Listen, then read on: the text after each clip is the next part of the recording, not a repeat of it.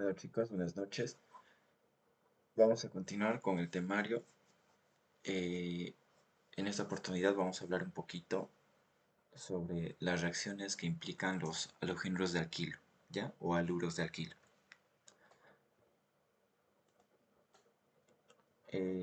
Ya habíamos hablado un poquito sobre los halogénuros de alquilo, que se acuerdan en las diapositivas anteriores, era el X que se escribía, ¿no? en una estructura molecular.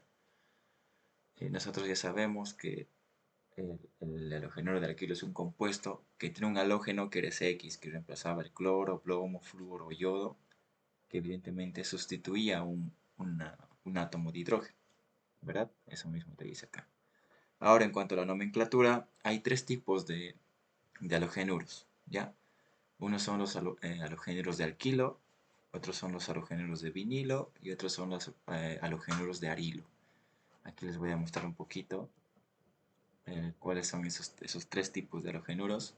Fíjense, cuando el halogenuro, en este caso el X, que es el cloro, está enlazado directamente a un alqueno, a un doble enlace carbono-carbono, se dice que ese halogenuro es un halogenuro de vinilo. ¿Está bien? Un halogenuro de vinilo. ¿Por qué? Porque ese halogenuro está enlazado a un alqueno, a un enlace carbono-carbono doble. También están los halogenuros de arilo, son aquellos halogenuros que están enlazados directamente a un anillo aromático. ¿Ya? Fíjense que hay el benceno y un átomo de hidrógeno está sustituido por un halogenuro, que en este caso es el cloro. Y los halogenuros de alilo, o de alilo, perdón, son aquellos que están enlazados, fíjense, traslapados por un átomo de carbono. Fíjense, aquí está el cloro, que está unido a un carbono sp3, en este caso, que es el común que conocemos de un alcano, pero ese carbono sp3 está enlazado a un doble enlace. Ya, a eso se llama halogénuros de alilo. Halogénuros de alilo.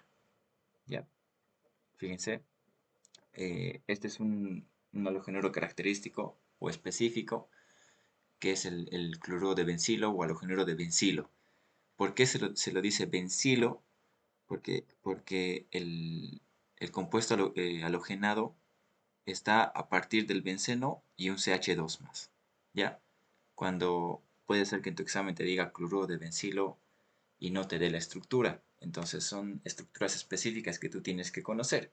¿Ya? Si es que te dice cloruro de bencilo, tú tienes que saber que no únicamente es el benceno, sino que es el benceno enlazado a un CH2 y recién viene el halógeno. ¿Ya?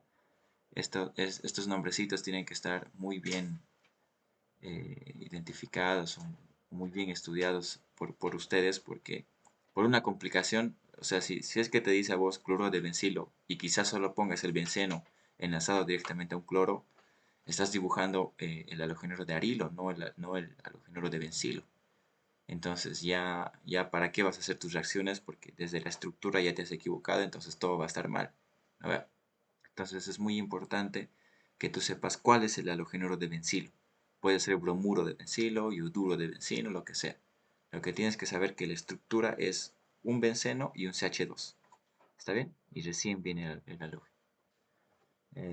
Aquí está justamente lo que les decía de las posiciones de los alilos, que es en este caso el cloruro de alilo que pusimos de ejemplo.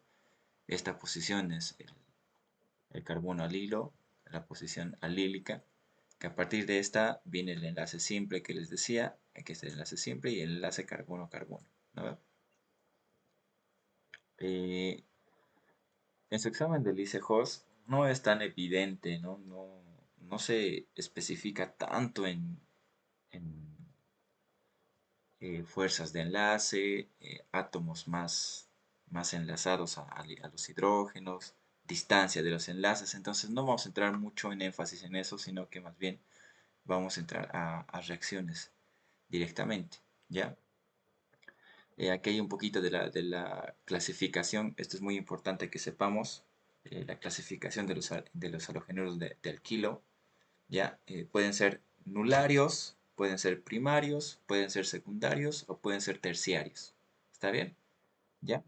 Son nularios cuando el carbono al que está enlazado no tiene ningún otro carbono en el cual puede enlazarse. Es decir, un CH3 es el único carbono halogenuro nulario que tú puedes encontrar porque es el metilo, ¿no?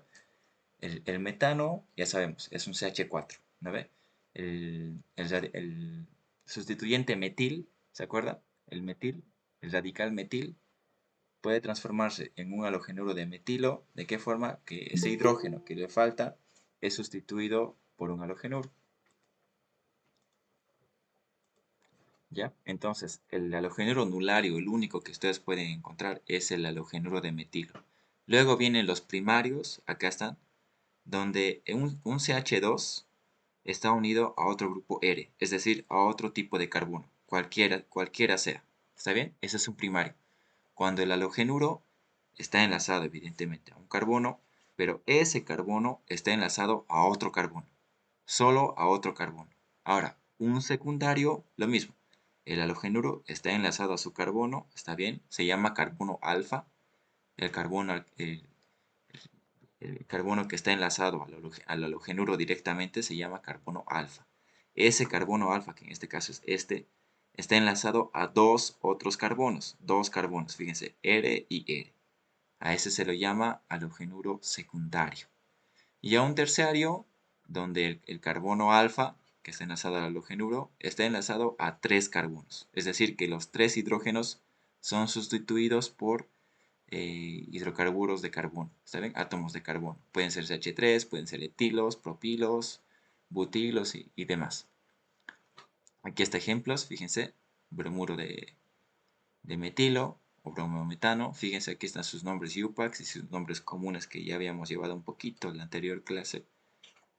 Bromometano o bromuro de metilo, fluoropropano o fluoruro de N-propilo o fluoruro de propilo, no importa el N, no es tan evidente en, nombrar el N, ¿ya? ¿Por qué te dice N? Para que si algunos tienen alguna duda, ¿por qué lo llama N? Lo llama N porque significa que cuando tú escribes la letra N, significa que el halogenuro está a un extremo, ¿ya? Ya sea al extremo izquierdo o al extremo derecho. N, que el halogenuro empieza de ese extremo. No es un secundario, no es un terciario, ni nada. Es un halogenuro por así decirlo, un primario, ¿ya? Un primario y que luego viene la cadena de carbonos. ¿Está bien? Por eso lo llama N. Pero puedes nombrarlo fluoruro de propilo, no importa. Luego viene aquí un secundario. Aquí ya, para especificar dónde se encuentra el halógeno, lo llamamos, como se acuerdan, 2. ¿Por qué? Porque el yodo está en el carbono 2.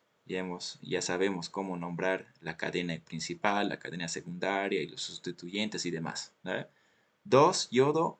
¿Y cuál es la cadena principal? Butano. 2 yodo butano. O lo que les decía, el yoduro de sec-butil. ¿Se acuerdan? El sec-butil, los sustituyentes que habíamos llevado en la anterior clase. Y un terciario, fíjense, eh, el cloruro de terbutilo, que es este carbono que está enlazado a tres sustituyentes metilo, a 3CH3. Puedes llamarlo como 2-cloro 2-metilpropano o cloruro de terbutilo.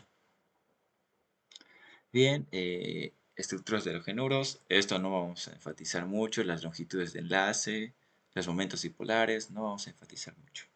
Vamos a entrar directamente a las reacciones de los halogenuros. Ya. Este X ya sabemos nosotros que son compuestos halogenados, ¿no? Son halógenos. Y toda la molécula son halogenuros de alquilo. ¿Está bien? Entonces podemos aquí darnos cuenta que los halogenuros de alquilo generan distintas reacciones para generar alcoholes, para generar éteres, para generar aminas, para generar nitrilos, ¿se acuerdan de los grupos nitrilos? Para formar alquinos, para formar alquenos, y aquí están las reacciones organometálicas. ¿Se acuerdan de Grignard? La anterior clase habíamos llevado. Y el litio también, ¿se acuerdan? Entonces, esta reacción es una de las cuales ya hemos llevado de la preparación de halogenuros a partir de un alcano. Fíjense, a partir de alcanos, el reactivo que se utilizaba era un halógeno y luz ultravioleta. ¿Se acuerdan? Ya sabemos cuál era el halógeno que se formaba en mayor proporción y cuál era ese. Era aquel que estaba más sustituido. ¿Se acuerdan? Es decir, que se va a formar este de aquí, el del medio, que en este caso sería este de aquí, donde fíjense en mi cursor, este es el halogenuro que se va a formar en mayor proporción. ¿Por qué? Porque el radical que se forma en la ruptura homolítica es más sustituido, el radical más sustituido. ¿Está bien? Aquí está calor o luz ultravioleta, ya habíamos llevado eso. Ahora fíjense, ¿cómo se genera halogenuros a partir de alquenos o alquinos? Puedes usar un ácido, yoduro de ácido, bromuro de ácido, cloruro de ácido. Estos mecanismos de reacción no los vamos a especificar ahorita, los vamos a estudiar cuando nosotros estemos analizando o estudiando las reacciones de los alquenos y alquinos. Pero aquí yo les estoy mostrando un poquito. Se van a dar cuenta que todo se une, ¿ya? Todo lo que veamos antes lo vamos a seguir tocando en las siguientes clases. Es por eso que me sirve mucho que ustedes lean las diapositivas, porque todo se complementa, ¿ya? Fíjense, aquí arriba hemos tocado lo que ya sabíamos. Entonces estamos reforzando lo que ustedes ya saben, ¿no? Y aquí lo que estamos viendo ahorita lo vamos a reforzar la siguiente clase, porque vamos a hablar de alquenos y alquinos, y eso sería todo. A partir de eso ya nos vamos a dedicar únicamente a exámenes. Entonces es muy importante que ustedes estén al tanto de todo lo que estamos llevando. Fíjense, las reacciones de alquenos con ácidos de halógenos nos genera un halogenuro de alquilo. Fíjense, o a partir de un halogenuro bimolecular nos generamos un bihalógeno, ¿no? Un dihalógeno, que son reacciones específicas que probablemente ni entra a su examen, ¿ya? Esto lo estamos tocando así a grandes rasgos porque lo vamos a analizar después. A partir de alcoholes, fíjense, con un trihalógeno de fósforo o un halogenuro de ácido también se puede generar un halogenuro de alquilo por reacciones de sustitución, eso es lo que vamos a estudiar el día de hoy, o a partir de otro tipo de halógenos. En función de qué va a ser la formación de un halógeno a partir de otro halógeno, de otro halogenuro de alquilo, a la fuerza de la nucleofilidad, ¿no? Vamos a estudiar qué es un nucleófilo, qué es una base y demás, ¿ya? Entonces, ahora sí, lo que nos interesa. Quiero que estén muy concentrados a partir de esta diapositiva porque ya vamos a entrar a reacciones específicas. ¿De qué depende un mecanismo de reacción? De cuáles van a ser las dependencias o de qué va a depender un producto para que se genere a partir de sus reactivos y sus reactantes. ¿Ya? Las reacciones de sustituciones bueno, sí, de sustituciones o eliminaciones de halogenuros de alquilo son una de las más importantes que pueden generar los halogenuros de alquilo, ¿ya? Entonces el día de hoy vamos a ver reacciones de sustitución y reacciones de eliminación. Hay dos tipos de reacciones de sustitución, ¿ya? Hay reacciones de sustitución bimolecular y unimolecular, ¿ya? Se llama SN1 o SN2. Debe estar por aquí. Aquí primeramente vamos a analizar ustedes saben que a partir de un halogenuro, fíjense aquí tenemos un halogenuro, el cual va a ser nuestro reactivo inicialmente, nuestro sustrato, ¿verdad? Este es nuestro sustrato. Entonces, a partir de un halogenuro de alquilo como sustrato, nosotros podemos generar una reacción de sustitución o una reacción de eliminación. Muy bien, ¿de qué va a depender eso? Fíjense, inicialmente, nosotros tenemos aquí un reactante, que en este caso está representado con la letra Y negativo, que va a sustituir el X, que es nuestro halogenuro, como buen grupo saliente se va a salir de la molécula y va a entrar Y con su carga negativa. Entonces, cuando ocurre esa sustitución, se va a generar una reacción de sustitución, ya independientemente unimolecular o bimolecular, eso lo vamos a ver después. Entonces, aquí te está mostrando, fíjense, ha ocurrido la sustitución, pero puede ocurrir otro tipo de reacción. Entonces, fíjense, otro tipo de reacción es cuando el grupo saliente, que en este caso es el X, el halogenuro que nosotros estamos analizando, sale como buen grupo saliente y este Y ya no va a sustituir al X que se está saliendo, sino que más bien este Y va a captar un ion hidróneo. ¿Se acuerdan de ácidos y bases? Va a actuar como una base. Este Y va a actuar como una base de Bronsted y Lowry para poder capturar un ion hidróneo. Va a capturar uno de estos hidrógenos que están aquí, este es H2, uno de estos H2, va a capturar un hidrógeno y el enlace que está suelto va a entrar a formar un doble enlace. Entonces se va a formar una reacción de eliminación. ¿Por qué eliminación? Porque se está eliminando el halógeno y simultáneamente estamos capturando un ion hidróneo para que se forme un doble enlace, un alqueno. Entonces, los halogéneros de alquilo pueden generar ya sea reacciones de sustitución o reacciones de eliminación. Entonces, son reacciones en competencia. Y después de estas diapositivas, nosotros tenemos que estar muy claros de que cuándo va a ser una sustitución y cuándo va a ser una eliminación. Eso es ese es el objetivo de la clase de hoy. ¿Está bien? Entonces, continuamos. Si es que tienen alguna duda, por favor, me van a cortar nomás y me hacen la pregunta. ¿Ya? Entonces, aquí te dice que hay dos tipos de reacciones de sustitución, de los que ya les había hablado, la bimolecular y la unimolecular. La bimolecular en este caso te dice que un nucleófilo, un nucleófilo, ¿se acuerdan? El Y es el nucleófilo. Un nucleófilo es atraído al carbono con carga parcial positiva. ¿Se acuerdan? El halogenuro es electronegativo, entonces se genera una carga parcial en el carbono alfa. La carga parcial negativa lo tiene el halógeno. ¿Está bien? ¿Por qué? Porque tiene electronegatividad, abstrae densidad electrónica y todo lo que ya hemos llevado desde la primera clase. Entonces, fíjense, estas flechitas son muy importantes.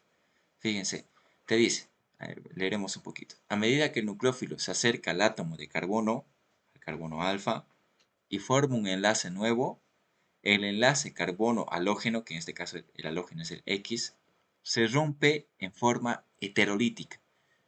¿Qué es una ruptura heterolítica?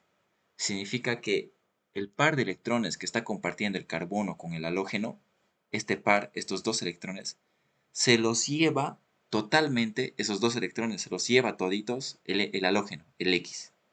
Esa es una ruptura heterolítica. Sin embargo, ¿cuál era la homolítica? La de un halógeno bimolecular con luz ultravioleta, ¿se acuerdan? Se genera una ruptura homolítica. Es decir, que se partían los dos electrones, se partía el enlace por la mitad. En este caso no, se genera una ruptura heterolítica. Aquí te está diciendo entre paréntesis, el halógeno toma los dos electrones del enlace. Y por eso el halógeno, al ganar un electrón, el X se carga negativamente. Entonces, el nucleófilo, que también tiene una carga negativa, ataca a este carbono y simultáneamente el halógeno se sale. Todo ocurre en una sola etapa. Aquí estamos viendo como dibujitos. Fíjense, el gatito le bota de su casa. ¿Ubicas? O sea, es simultáneo. Uno se sale y el otro entra. Ese es un SN2. Sin embargo, una sustitución nucleofílica unimolecular ocurre en dos etapas. Leeremos un poquito. El enlace carbono-halógeno se rompe heterolíticamente, ya hasta ahí estamos bien, es igualito que el de arriba, ¿no? Sin ayuda del nucleófilo, ya cambia un poquito. El nucleófilo no ataca al principio, sino que inicialmente solo el halógeno se sale, se rompe heterolíticamente sin ningún tipo de ataque de nucleófilo y se forma un carbocatión. ¿Qué es un carbocatión? Es una estructura molecular cargada positivamente. Este carbono está cargado positivo. ¿Por qué positivo? Porque ha perdido un electrón. Entonces, este carbono es cargado positivamente. Eso se llama un carbocatión. ¿Ya? El carbocatión, un electrófilo, reacciona entonces con el nucleófilo para formar el producto de sustitución. Después de obtener el carbocatión, fíjense, primera etapa, el halógeno se sale, a ruptura heterolítica, se forma el carbocatión. Segunda etapa, una vez formada ya el carbocatión, se genera recién el ataque del nucleófilo. Entonces son dos etapas. Primera etapa, formación de carbocatión. Segunda etapa, ataque del nucleófilo hacia el carbocatión. Producto de sustitución, aquí está. Obtenemos, sí, el mismo producto, pero el mecanismo de reacción ha sido muy diferente. Aquí está el ejemplito. Primero se sale uno, fíjense, se sale y recién entra el otro. ¿Ya? No es simultáneo, sino es por etapas. Entonces, aquí está lo que les decía. El mecanismo que predomina, ya sea el primero o el segundo, depende de los siguientes factores. Aquí ya vamos a hablar de qué depende que sea uno o el otro. ¿Ya? La estructura del halogénuro de alquilo, la reactividad del nucleófilo, ¿ya? ¿Qué tan fuerte es el nucleófilo? ¿Qué tan básico o qué tan nucleófilo es? La concentración del nucleófilo, ya, esto que no vamos a analizar mucho porque esto únicamente se analiza a nivel laboratorio, y el disolvente, ya, sobre todo vamos a hablar sobre la estructura del halogénuro, la reactividad del nucleófilo y el disolvente en el cual se genera la reacción, ya. Ahora vamos a hablar un poquito, hasta aquí no hay dudas, no sé si alguien tiene algo que decir, tal vez, repetir algo, de todas formas estamos grabando la clase. Bien, vamos a hablar un poquito de las eliminaciones. En una eliminación se pierde un ion haluro, que en este caso es el X del que habíamos hablado, y otro sustituyente formándose un nuevo enlace. Fíjense, inicialmente el X es el que va a salir de la estructura molecular, al igual que las sustituciones, pero esta base, que en este caso es el Y, ¿se acuerdan? Pero ahora va a ser una base, ya no es un nucleófilo. ¿Cuándo es un nucleófilo? Cuando un átomo o una especie química es nucleófilo. ¿Y cuándo es una base? Hay que saber cuáles son bases y cuáles son nucleófilos. ¿Ya? En las siguientes diapositivas vamos a analizar muy bien esa partecita. ¿Ya? En este caso, fíjense, el Y es una base y va a generar una reacción de eliminación. Este ion hidronio va a ser capturado por la base y este par de electrones va a entrar a formar el doble enlace carbono-carbono, porque este X dijimos que se iba a salir a partir de una ruptura heterolítica. Entonces tenemos un ácido, el ácido de la base, a ver, y el alqueno que tanto nos interesa, y el halogénuro que se sale de la estructura molecular. Entonces, las reacciones de sustitución pueden ser de primer orden, la SN1 del que habíamos hablado, o de segundo orden, la SN2. De la misma forma, las reacciones de eliminación pueden ser de segundo orden, bimolecular, la E2, o de primer orden, unimolecular, E1. Entonces, sustituciones conocemos dos, SN1 y SN2. Eliminaciones conocemos dos, E1 y E2. ¿Está bien? Hasta ahí estamos perfectamente claros. Continuamos con la siguiente diapositiva.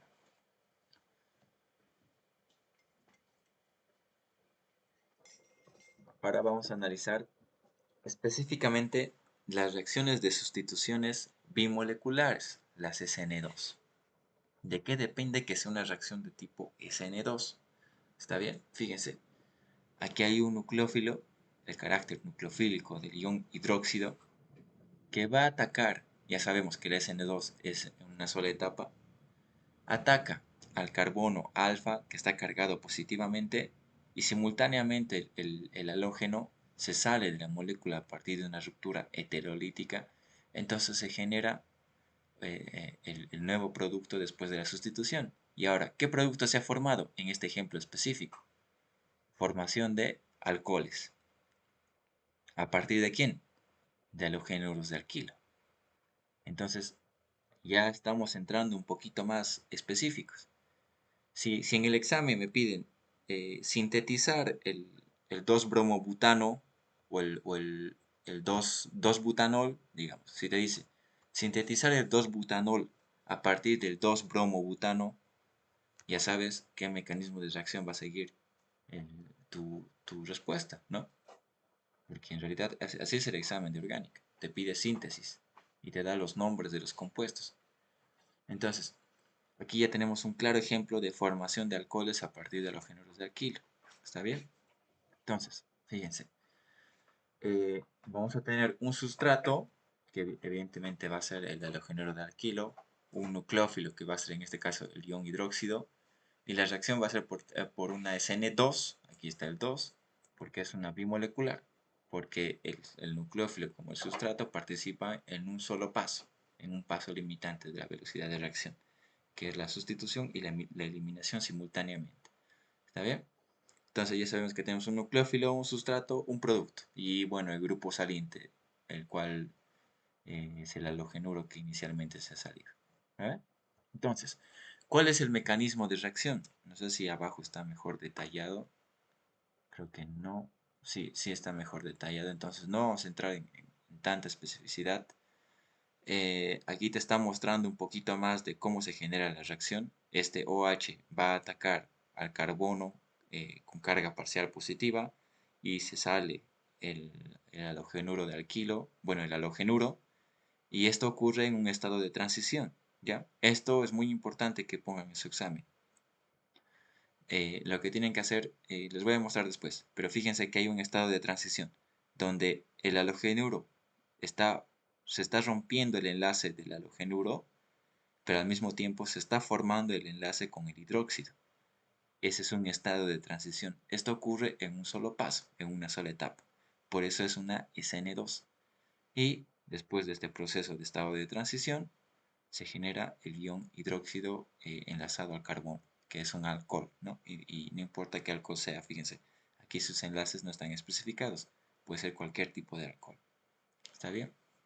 Entonces, bueno, aquí ya hemos hablado de sustratos, los nucleófilos. eh, Aquí está una buena definición de qué es un nucleófilo. Fíjense, es una base de Lewis. Un nucleófilo es una base de Lewis, ya saben qué es una base de Lewis, capaz de atacar a átomos con polaridad o carga positiva. Una base de Lewis es aquel que puede formar enlace, ¿se acuerdan? Puede formar un tipo de enlace, porque tiene un orbital vacío. Entonces, es una base de Lewis capaz de atacar a átomos con polaridad. Base de Lewis es aquella que puede formar enlaces, ¿se acuerdan? Tiene pares de electrones libres capaz de formar enlaces. Entonces es una base de Lewis capaz de atacar a átomos con polaridad o carga positiva. ¿Está bien? Ya estamos entrando un poquito a definiciones de qué es un nucleófilo. Las reacciones de sustituciones necrofílicas. eh, Aquí estamos llevando un poquito más sobre qué grupos funcionales podemos sustituir a partir de una reacción SN2. Fíjense, ¿se acuerdan del grupo nitrilo? Son simplemente sustituyentes, son nucleófilos que nosotros vamos a usar para sustituir los halogenuros. Este cloro va a ser sustituido por el CN, el nitrilo, ¿se acuerdan? O el bromo va a ser sustituido por un hidróxido. Cuando el bromo es sustituido por un hidróxido, vamos a formar ¿qué? Un alcohol. O cuando el cloro es sustituido por un nitrilo, vamos a formar moléculas ciano. ¿Se acuerdan? Los cianos, el SN. Cuando el halogenuro es sustituido por un grupo metóxido o un etóxido. ¿Por qué es metóxido o etóxido? ¿Por qué se los llama etóxidos o metóxidos? Porque son alcoholes sin su hidrógeno. Fíjense, el OHCH3, que debería ser el metanol, sufre una reacción ácido-base para generar un alcoholato. ¿Ya? ¿Cuáles son los alcoholatos? Es evidentemente este metóxido, porque el oxígeno está con su carga negativa, porque ha perdido su ion hidróneo. Entonces este es el metóxido. ¿Ya? Cuando el metóxido eh, cumple la función de un nucleófilo, entonces ¿qué se genera? Un éter. ¿Está bien? Cuando el amoníaco o una amina cumple la función de una base de Lewis porque tiene un par de electrones libres que puede formar enlace, ataca a un halogénero de alquilo que se genera una amina. ¿Está bien? Ahora sí. eh, Vamos a entrar al mecanismo de reacción que es muy importante, que lo tienen que saber. Fíjense, ocurre todo en una sola etapa en donde las flechitas tienen que estar bien definidas. Es una flecha entera, fíjense, es una flecha completa, que la flecha tiene que estar dirigida hacia el carbono alfa, a ningún otro átomo. Cuidado que estén poniendo la flechita hacia el hidrógeno, hacia el halogenuro o a veces le ponen al enlace. Es muy importante dónde está siendo orientada la flechita, ¿ya? Cuando el nucleófilo va a atacar al halogenuro de alquilo, lo hace al carbono alfa. Entonces la flechita tiene que apuntar al carbono alfa. Y al mismo tiempo, esta flechita que, que está mostrando que el par de electrones se va hacia el halogenuro, también tiene que estar bien definida. Estos dos ocurren en una sola etapa. Después de esta reacción se genera el producto. Lo que falta aquí es el estado de transición, que lo vamos a ver aquí. Aquí está, fíjense. Esto es lo que tienen que poner en su examen. El nucleófilo va a atacar al carbono alfa, el halogenuro va a capturar todos sus pares de electrones y después ponen una flechita de productos y ponen el estado de transición del cual les estaba hablando. ¿Está bien? Este estado de transición entre corchetes en donde el ion hidróxido está formando enlace con el átomo de carbono y simultáneamente se está rompiendo el enlace carbono-halógeno.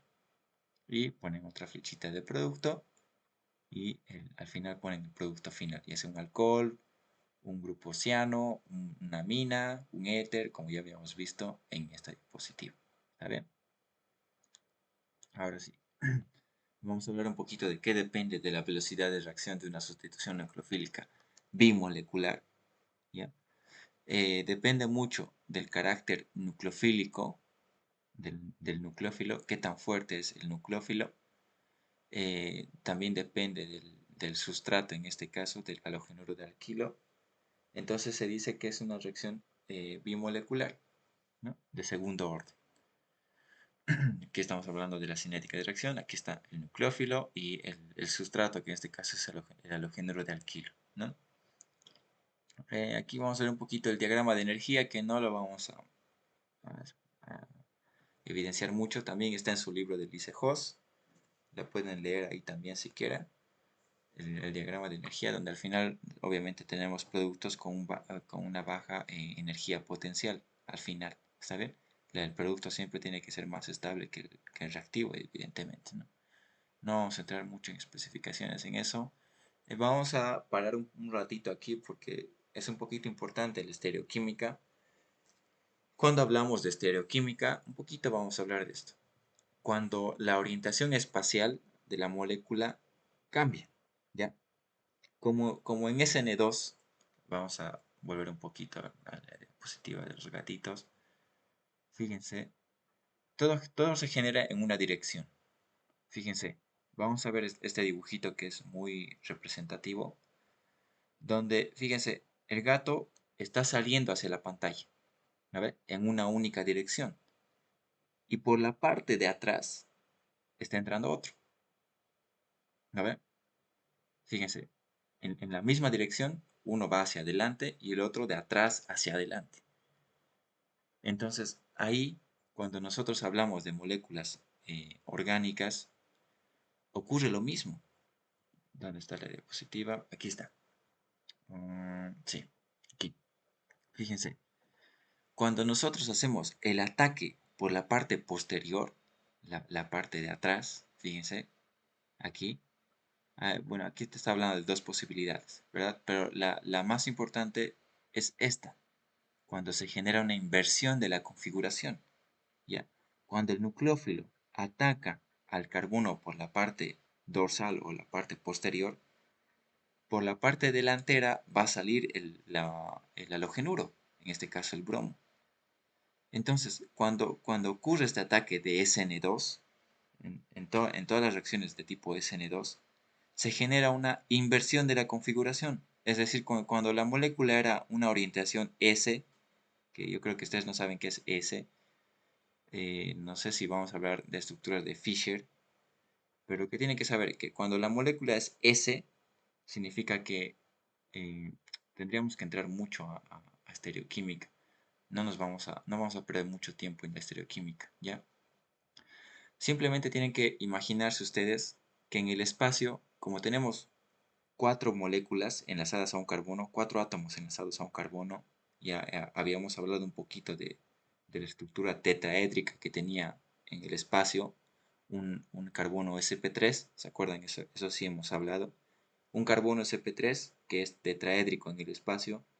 Cuando tú le quitas un átomo, uno de los enlaces, y haces un ataque por la parte de atrás, todos se mueven, ¿verdad?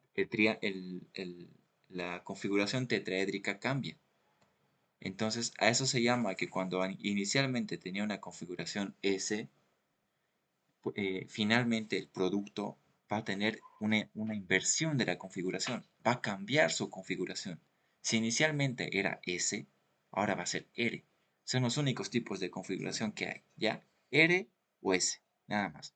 Eso es lo único que tienen que saber. No vamos a hablar de estereoquímica en orgánica 1. Se lleva en orgánica 2 estereoquímica, ¿ya? Solo tienen que saber que en una reacción SN2, al ocurrir en una única etapa, hay evidentemente un cambio de la configuración. Y aquí te está diciendo que el ataque dorsal es el más favorecido. Es decir, que este primer ataque no se genera, jamás se genera este ataque frontal. O sea, que esté chocando directamente al grupo saliente. Es decir, que este esté entrando donde este quiere salir, donde el halogénuro quiere salir. No existe este tipo de reacción. El mecanismo de reacción que se va a generar es por la parte dorsal. El nucleófilo ataca por la parte posterior o dorsal hacia el carbono alfa y el bromo o el halogenuro sale por la parte frontal de la molécula, ¿no? Entonces hay un cambio de la configuración. En SN2 existe un cambio de configuración. Continuamos. Solo tienen que saber eso. Aquí ya te está diciendo cuál es el ataque dorsal, cuál es el ataque frontal, cuál se genera mejor. Estereoquímica un poquito más. Aquí hay un ejemplo más concreto en donde el ion hidróxido, fíjense, hace un ataque por la parte dorsal, el halogénuro sale, estado de transición, lo que tiene que poner en ese examen, y al final, fíjense, si inicialmente era el S2-bromobutano, va a haber un R2-butanol, de S a R. Ahora, eh, si vamos a hablar un poquito más de por qué estas flechitas, por qué esto es tan grueso y esto está en palitos, ¿ya? Se lo dibuja así en la hoja, con estos palitos y este pintadito, esta barrita pintadita. Cuando ustedes ven esta barra pintadita, significa que esta parte de la molécula, este CH3CH2, está saliendo de la pantalla hacia ustedes, ¿ya? Es muy complicado explicar esto en una clase virtual. Normalmente en las clases presenciales se puede representar con lapiceros y demás, pero lo que tienen que saber es que esta barrita gruesa significa que está saliendo hacia ustedes. Ustedes ahorita están enfrente de la pantalla, igual que yo. Entonces tienen que imaginarse que esta barrita está saliendo de la pantalla hacia ustedes. Y en cambio, las líneas punteadas, rayadas de acá, significa que están entrando hacia la pantalla. ¿Ya? Entonces, si ustedes se imaginan, eso ya genera un vértice, ¿verdad? Como un triángulo. Ya se genera ahí un triángulo.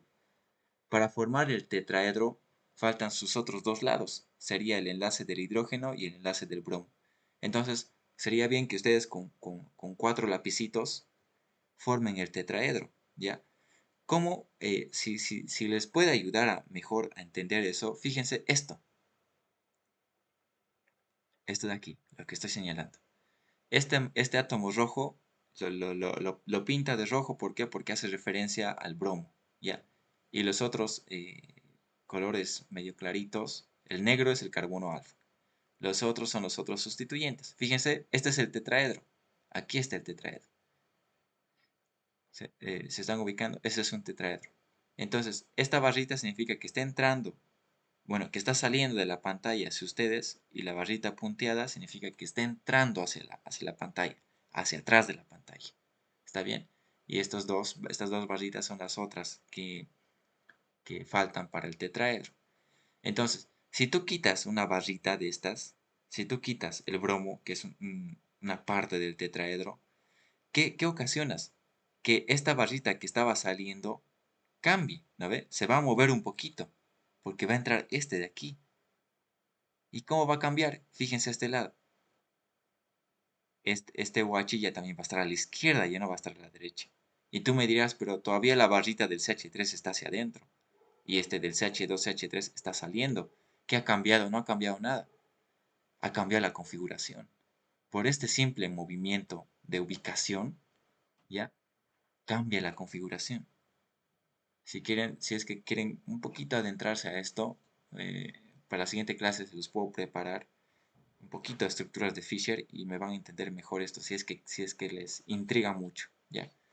Lo que tienen que saber es que de S cambia a R, por este simple movimiento de cuando el halogénero estaba a la derecha, ahora el sustituyente está a la izquierda. Por ese simple cambio, hay un cambio en la configuración en una SN2, de S a R. Vamos a hablar ahora del grupo saliente, de lo que estábamos hablando. Evidentemente tiene que haber un buen grupo saliente, ¿ya? Y aquí te dice que los mejores grupos salientes son las especies menos básicas. Es decir, que el yodo en este caso, al ser menos básico, pero ser un átomo más grande, va a ser un mejor grupo saliente. ¿Por qué? Porque se enlazan al carbono más débilmente.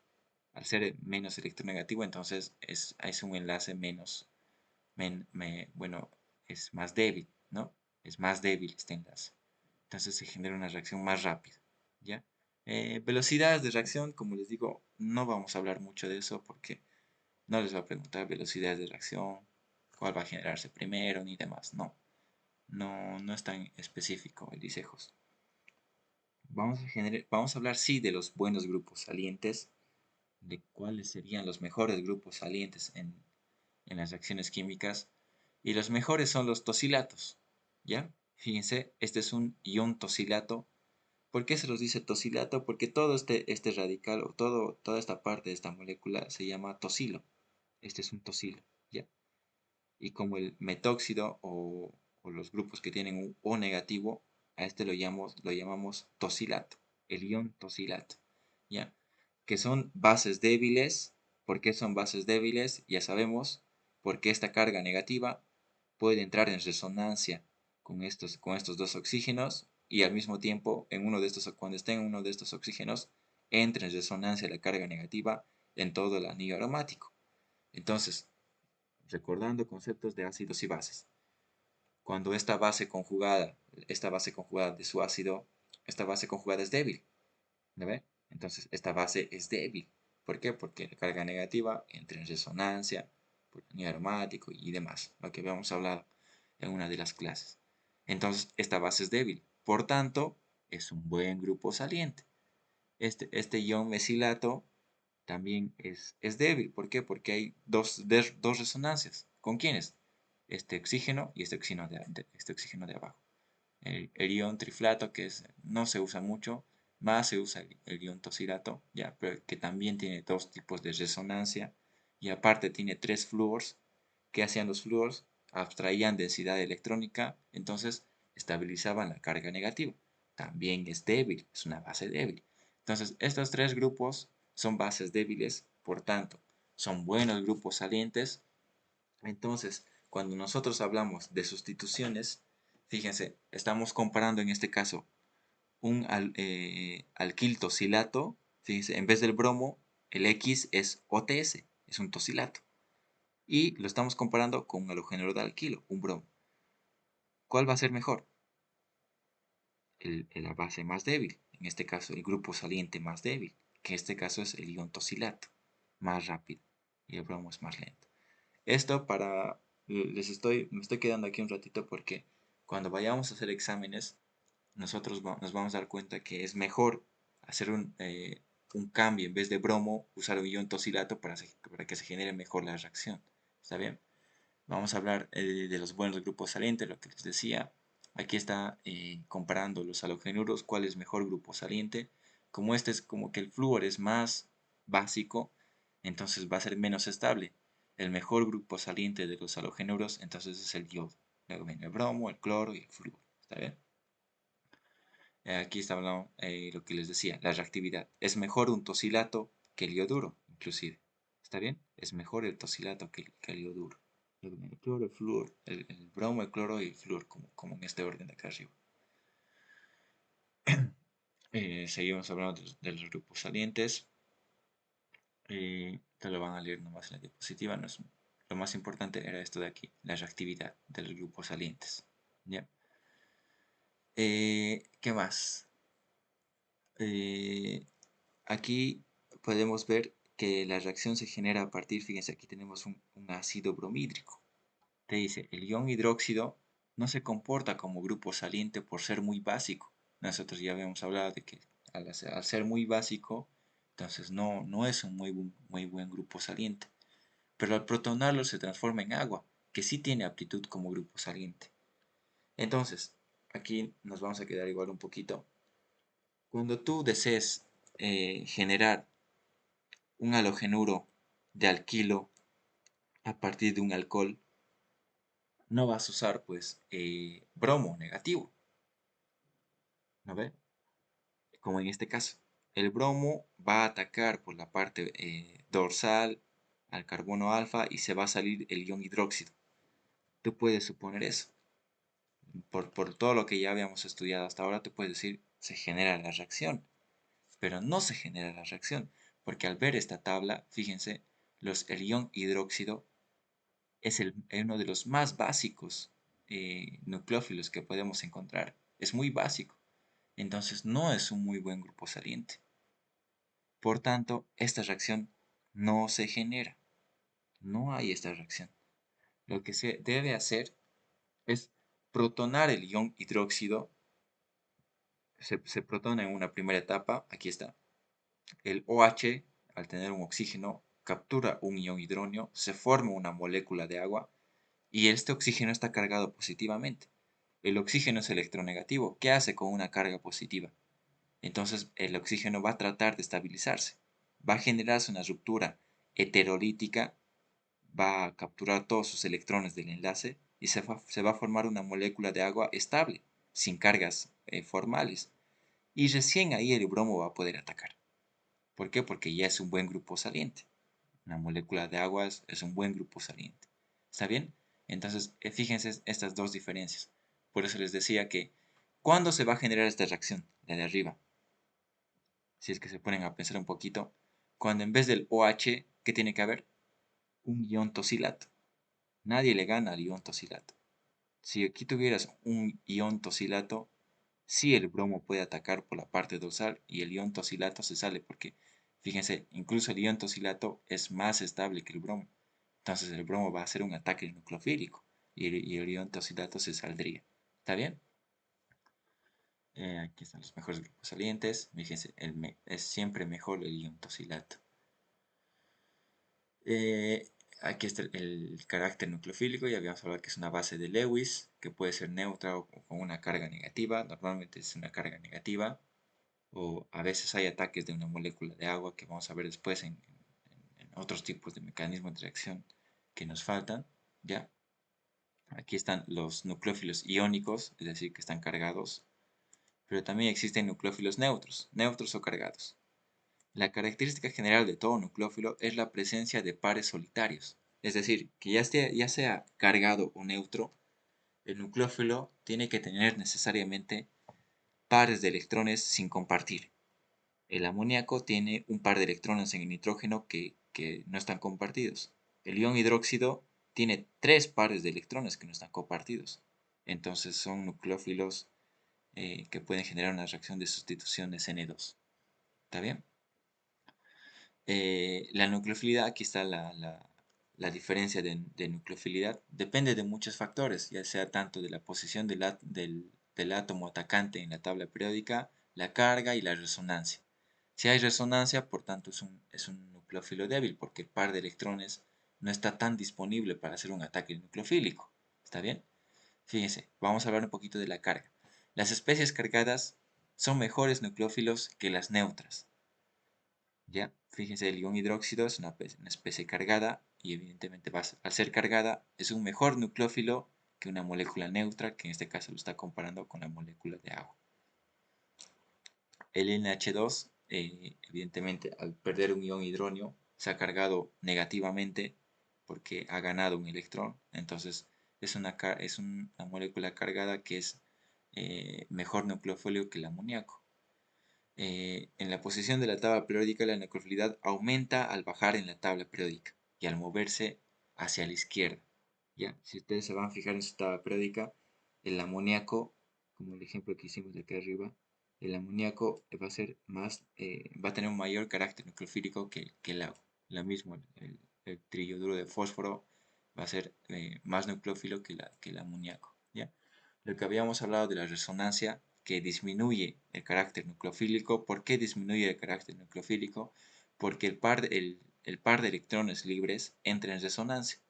Entonces, al entrar en resonancia, el par de electrones no está tan disponible para hacer un ataque nucleofílico. No está tan disponible para hacer una base de Lewis y formar un enlace. ¿Está bien? Por eso la resonancia disminuye el carácter nucleofílico. Y bueno, aquí estamos hablando de poquito de la reactividad. Aquí está la molécula de agua, un carboxilato, que es un acetato, y aquí podemos ver que los cianos o los hidrosulfuros, que está cargado también negativo, es uno de los mejores nucleofílicos porque aparte de estar cargado negativamente, va a tratar de generar una reacción tipo ácido base de Lewis, que en realidad es el ataque nucleofílico de un átomo hacia la estructura molecular, ¿no? Sí, tenemos que hablar un poquito del, del impedimento estérico, se lo llama impedimento estérico, ¿ya? No sé si estoy avanzando muy rápido. Vamos a hablar un poquito del impedimento estérico en una reacción SN2. ¿Se acuerdan los sustituyentes? En este caso serían estas bolitas blanquitas que ven aquí. Son los sustituyentes. Puede ser hidrógeno, ya han visto, puede ser un CH3, pueden ser un CH2, CH3 y demás. Esos sustituyentes van a interferir en una SN2. Porque al saber nosotros que el ataque es por la parte dorsal, por la parte de atrás del bromo, en este caso que puede ser un X, si va a entrar por la parte de atrás, ¿con quiénes se va a ver? Se va a encontrar primero con estas bolitas blancas, que son los otros sustituyentes. Entonces, cuando los sustituyentes son muy grandes, fíjense aquí se vuelven bolas más grandecitas. Cuando los sustituyentes son muy grandes, fíjense que puede ser un benceno, puede ser un naftol, cualquier cosa. Cuando son muy grandes, en este caso, aquí te está diciendo en el ejemplo C, son 2CH3, ¿ya? Son 2CH3. Cada bolita representa un CH3. Entonces, cuando tenemos sustituyentes de mayor volumen, es más difícil generar una sustitución nucleofílica bimolecular. Porque fíjense, la flechita le cuesta, miren, tiene menor espacio para atacar al carbono alfa. Por tanto, cuando tenemos tres sustituyentes grandes, entonces mira, va a ser imposible. Va a ser imposible. Entonces aquí ya estamos hablando de la importancia del sustrato, ¿ya? Aquí en realidad estamos hablando las características que debe tener el sustrato. Cuando nosotros tenemos un halogenuro nulario, que es el inciso A, ¿se acuerdan? El único nulario que podemos encontrar es el halogenuro de metilo. Cuando tenemos un halogenuro nulario, la SN2 pues es factible, es fácil generar una SN2. Cuando tenemos un primario, también se genera, pero va a ser un poquito más difícil.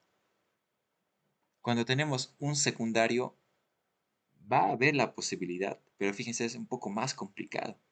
Pero sí puede haber una posibilidad de una SN2 en un halogénero secundario. Pero cuando nos encontramos con un terciario es pues imposible. No hay forma de que haya un ataque dorsal al halogénero de alquilo terciario, ¿ya? Entonces estamos hablando de reactividad, de sustratos aquí. ¿Cuál es el más reactivo para un SN2? El nulario, luego viene el primario, luego el secundario y finalmente el terciario que no va a generar una reacción de SN2. Aquí está el efecto estérico que les decía. Este rojo representa el X, el halogenuro que en este caso es el bromo, y las bolitas blancas los hidrógenos. Fíjense, es fácil entrar. Aquí cuando tenemos un CH3 también se puede todavía. Aquí ya está un poquito más complicado y aquí ya no existe forma de realizar un ataque por la parte posterior de la molécula. Y aquí te lo está diciendo en palabritas. están cada vez más obstaculizados, lo que da como resultado reacciones SN2 cada vez más lentas, o al final que no generan reacciones de SN2. Aquí está lo que les decía de los sustratos: un sustrato anulario, un sustrato primario, un sustrato secundario y un sustrato terciario. ¿Está bien? Los terciarios no generan reacciones SN2. Eso anótense. Los sustratos terciarios, en este caso no generan sustituciones nucleofílicas bimoleculares. No generan SN2. Eso es lo que tienen que saber. Bueno, con eso terminaríamos, creo, esto. Vamos a hablar un poquito más de los disolventes. Ahora sí. Lo que tienen que saber que los solventes que vamos a usar más para favorecer una reacción SN2 son los siguientes. Aquí podemos ver muchos tipos de solventes, pero los más favorecidos son estos de acá. Los solventes polares apróticos. ¿Por qué se dicen solventes polares apróticos? Son solventes polares apróticos porque no tienen estos tipos de enlace. No hay un enlace en la molécula del solvente que tenga un NH, o tenga un OH, o tenga un SH. ¿Qué es un solvente prótico y qué es un solvente aprótico? Vamos a hablar un poquito más de eso. Creo que también hemos hablado ya un poquito, o si mal no recuerdo, pero hablábamos eso en las fuerzas de Van der Waals. ¿Ya? Son solventes próticos aquellos que tienen enlaces OH y NH, los cuales forman puentes de hidrógeno. ¿Ya? Esos son solventes polares próticos. Aquellos que tienen enlaces en su estructura molecular del tipo OH o NH que pueden generar puentes de hidrógeno. Cuando son solventes que no tienen estos tipos de enlace, entonces simplemente son solventes que pueden ser polares, sí, porque tienen un átomo electronegativo y demás, pero que no tienen NHs, no tienen Hs unidos a un nitrógeno, un oxígeno o un azufre. Entonces son polares, sí, pero apróticos, porque no tienen enlaces NH o H o SH. ¿Está bien? ¿Por qué favorecen esto a las reacciones SN2?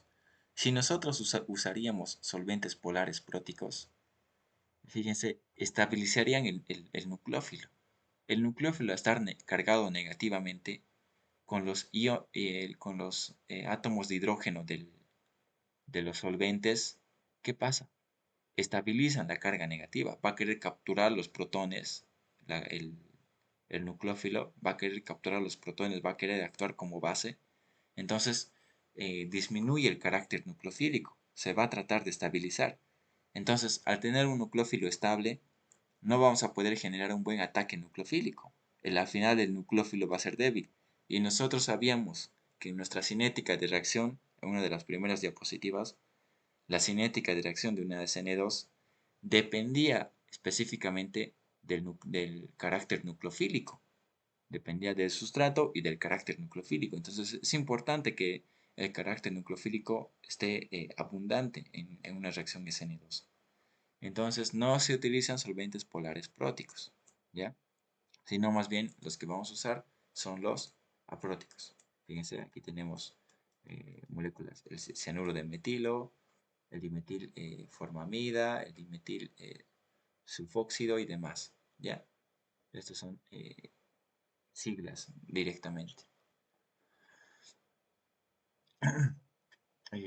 Aquí estamos hablando de la basicidad, ya estamos recordando las diapositivas de arriba. El flúor es más básico, luego viene el cloro, el bromo y yodo, y sabíamos que el yodo es el mejor grupo saliente, por tanto es la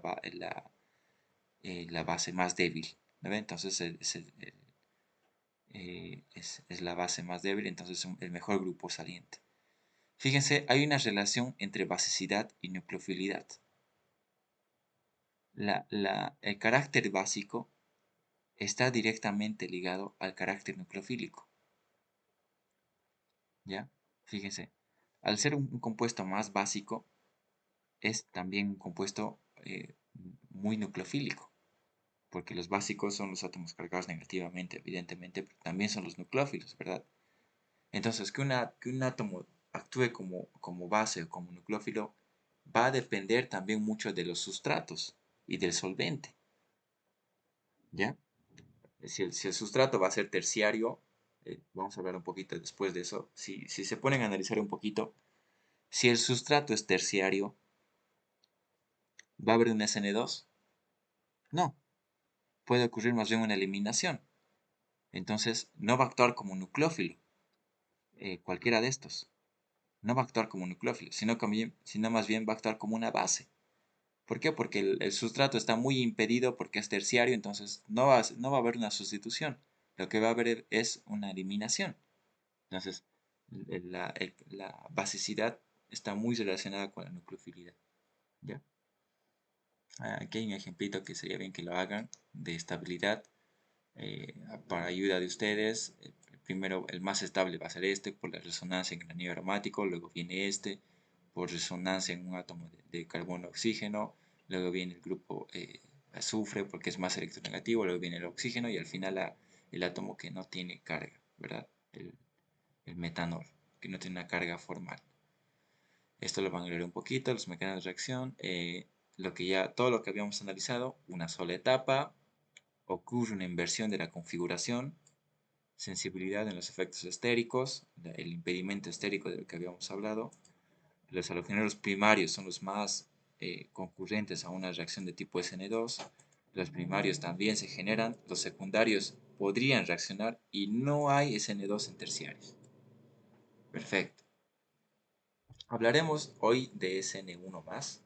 Ya, no creo que terminemos todo. SN1 va a ser lo mismo. ¿Cuál es la diferencia? Que ocurre en dos etapas. Una SN1, unimolecular. Va a haber dos etapas. Inicialmente dijimos formación del carbocatión. Aquí vamos a hablar del mecanismo. Ruptura heterolítica, como habíamos dicho. Se genera un carbocatión inicialmente, después de la ruptura heterolítica. Y una vez formada el carbocatión, hay un ataque nucleofílico por, en este caso, una molécula de agua y se genera el correspondiente producto, ¿no? En este caso, fíjense lo que les decía, una molécula de agua tiene pares de electrones libres, puede ser un nucleófilo, porque tiene pares de electrones libres, entonces es una base de Lewis, puede formar enlaces.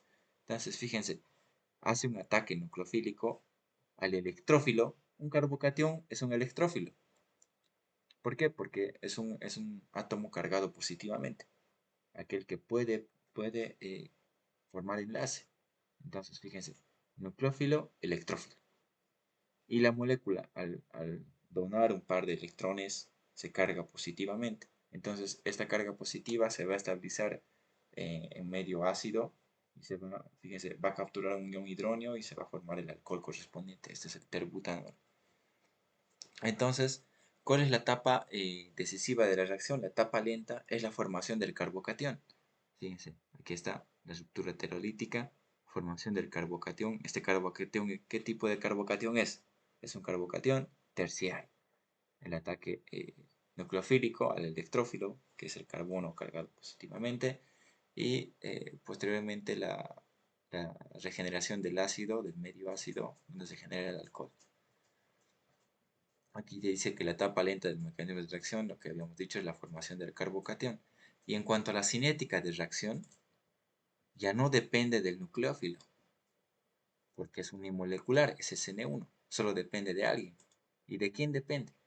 Simplemente depende del sustrato. Es decir, que si es secundario, terciario, primario, nulario, va a ser muy importante en un SN1. Solo depende del sustrato.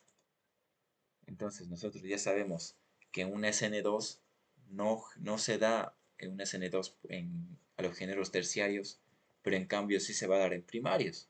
Eso ya está en su cabecita, ¿no? Sí va a haber un SN1 en terciarios, pero no va a haber un SN1 en primarios. Vamos a hablar de la reactividad de lo que les decía. Acá está. Fíjense, el terciario va a ser más reactivo para un SN1. Luego vienen los secundarios, los primarios y los nularios. Estos que no se van a dar. los primarios y los nularios no van a generar una sustitución nucleofílica unimolecular, sino más bien una bimolecular.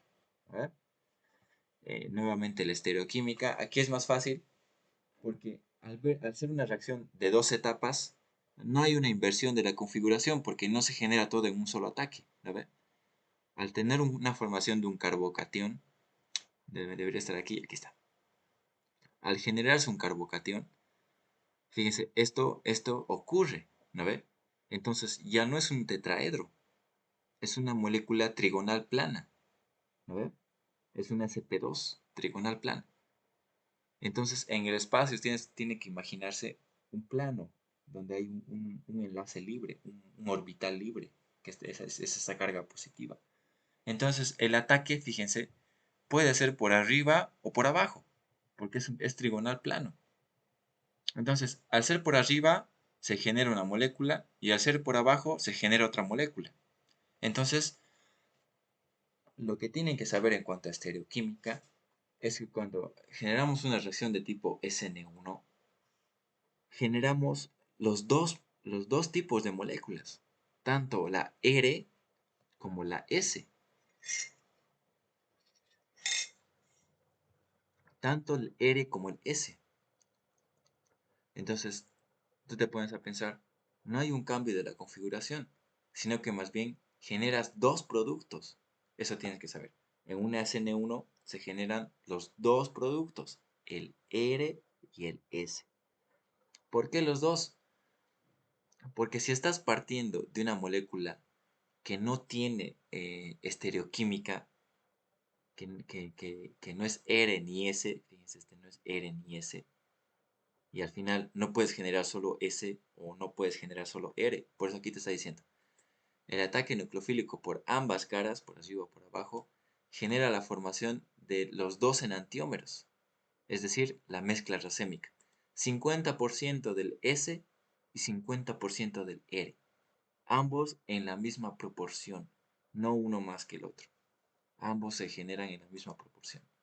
Esa es la diferencia entre SN1 y SN2. Aquí está diciéndote lo mismo, fíjense, la misma configuración, cambia la configuración, 50-50. Vamos a hablar del grupo saliente, lo mismo. En cuanto a grupos salientes, es lo mismo que un SN1, los tosilatos, yodo, bromo, agua, cloro. Aquí vamos a hablar en cuanto a los grupos salientes, en cuanto a la misma base, se genera mejor en el mejor grupo saliente, que en este caso es el bromo, mejor grupo saliente que el cloro, bromo, mejor grupo saliente que el cloro, entonces este es más rápido, no vamos a hablar de velocidad de reacción. ¿Qué más? Efecto del grupo saliente, ya está aquí el tosilato, es mejor grupo saliente, va a ser muy importante el grupo saliente para formarse el carbocatión, que es la, la parte más lenta de la reacción. Estabilidad de carbocationes. Nosotros sabíamos desde la tercera clase o segunda clase que los grupos metil donaban densidad electrónica, ¿no? Al donar densidad electrónica, este CH3 dona densidad electrónica, eso sabemos. Al donar densidad electrónica, estabilizan las cargas positivas. Entonces, el carbocatión va a ser más estable. Eso significa que un terciario, al tener tres grupos metilo, o ya sea uno etilo o lo que sea, están donando densidad electrónica. Entonces, el carbocatión es bastante estable. Por eso es que se favorece a la formación de carbocationes terciarios. Aquí dice, a su vez, menos estables que los terciarios. Es decir, que los secundarios son menos estables que los terciarios. Por tanto, los terciarios, los carbocationes terciarios, son los más estables que puedes formar. Más que los alílicos, más que los bencílicos. Fíjense el bencil. Al inicio hemos hablado del cloruro de bencilo. Ahora entonces, fíjense el carbocatión bencil. No, por favor, no vayan a equivocarse en esto en su examen. Cloruro de bencilo, la primera diapositiva que hemos visto. Esta carga positiva se estabiliza por efecto de resonancia, entonces también es estable, se puede generar este carbocatión. Pero el más estable es un carbocatión terciario. ¿Está bien? Fíjense, un terciario con 3 grupos sustituyentes. ¿Qué más? No, vamos a hablar de los intermediarios catiónicos. La nucleofilidad, ya sabemos que no es indispensable el carácter nucleofílico en un SN1, sino más bien el sustrato únicamente. Dado el paso lento de la sustitución nucleofílica nuclear es la disociación del sustrato y el nucleófilo actúa en la siguiente etapa. La velocidad de reacción no depende del nucleófilo. No importa cuál sea tu nucleófilo, lo más importante es la característica de tu sustrato. Aquí te dice, las 3 reacciones transcurren a la misma velocidad, porque no depende del carácter nucleofílico del nucleófilo. ¿Qué más? Aquí está la característica de los disolventes. En las reacciones de tipo SN1, los disolventes polares próticos son los que favorecen a las reacciones SN1. Ahora tú me dirás, ¿por qué? ¿Por qué favorecen ahora sí los solventes polares próticos a una SN1? No sé si hay un dibujito por aquí, no hay. Porque nosotros sabemos que los solventes polares próticos son aquellos que pueden formar puentes de hidrógeno. Tienen enlaces nitrógeno-hidrógeno. ¿Lo ven? Esos enlaces nitrógeno-hidrógeno, tú sabes bien que el nitrógeno tiene un par de electrones libres. Entonces, ese par de electrones libres del nitrógeno puede tratar de formar enlace con el carbocatión, porque es un carbono cargado positivamente. Entonces, de esa forma, el carbocatión se estabiliza. Aquí está. Debido a que estabilizan los carbocationes por interacción entre el oxígeno polarizado negativamente del disolvente y el carbono positivo. Aquí estamos hablando específicamente del oxígeno, pero puede ser nitrógeno, porque el nitrógeno también tiene par de electrones libres. Entonces, aquí te está diciendo, el par de electrones, ya sea del oxígeno o del nitrógeno, por electronegatividad, puede tratar de formar enlace con el carbocatión y de esa forma estabilizan la carga. Al estabilizar la carga, estamos estabilizando el carbocatión. Y nosotros en un SN1, ¿necesitamos estabilizar el carbocatión? Sí. Mientras más estable sea el carbocatión, mejor va a ser la reacción SN1. Entonces, aquí sí necesitamos estabilizar el carbocatión. Entonces, se favorecen los solventes polares próticos. Ahora vamos a entrar, yo creo que nos vamos a quedar aquí en reacciones de eliminación, ¿ya? Porque siento que es mucha información. Hasta yo siento que es mucha información. Vamos a quedar aquí. Lo que yo quisiera proponerles es que no sé si ustedes tienen algún tipo de ejercicios que quieren hacer, si es que hay algo que ya han visto que o les está asustando o algo así, muy aparte de los ejercicios que yo voy a traer para hacer tipo examen. Me gustaría que tal vez ustedes propongan exámenes que tal vez tienen para sus compañeros también y los vamos a resolver en clases, ¿ya? Eso yo les propondría eso, ¿no? Para ayudarles también a ustedes. Que me digan, Auxi, este ejercicio, por favor. Tenemos ya el grupo de WhatsApp, entonces, o me hablan a mí o hablan al grupo.